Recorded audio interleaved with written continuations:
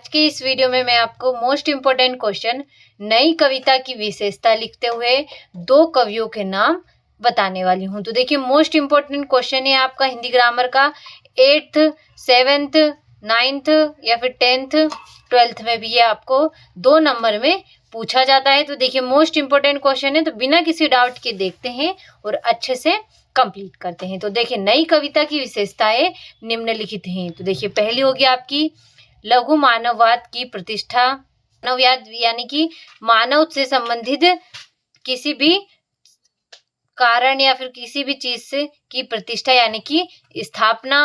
दूसरा है आपका प्रयोगों में नवीनता, यानी कि प्रयोगों में नवीनता यानी कि नए नए प्रयोगों में नए नए प्रयोग में। और तीसरा पॉइंट है आपका नए बिंबों की खोज की है, तो यहाँ पर नए बिंबों की खोज की है। चौथी विशेषता है आपकी व्यंग प्रधान रचनाएं, इसमें आपको व्यंग प्रधान रचनाएं देखने को मिलने वाली हैं। तो देखिए नई कविता की विशेषता बहुत ही आसान है। लघु मानववाद की प्रतिष्ठा, प्रयोगों में नवीनता, नए बिंबों की खोज की है और व्यंग प्रधान रचनाएं। तो देखिए अब यहाँ पर इनकी रचनाएं हो गई। अब देख लेते हैं हम दो कवियों के नाम। अब यहाँ पर हम कवि के नाम भी देख लेते हैं, बहुत ही आसान है।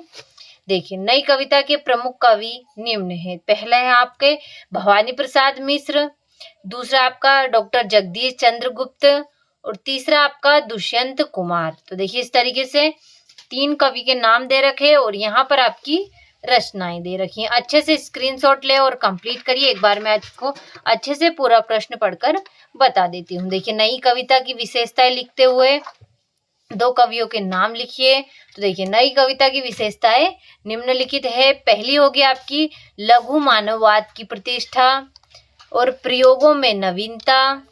तीसरी आपके नए बिंबों की खोज की है।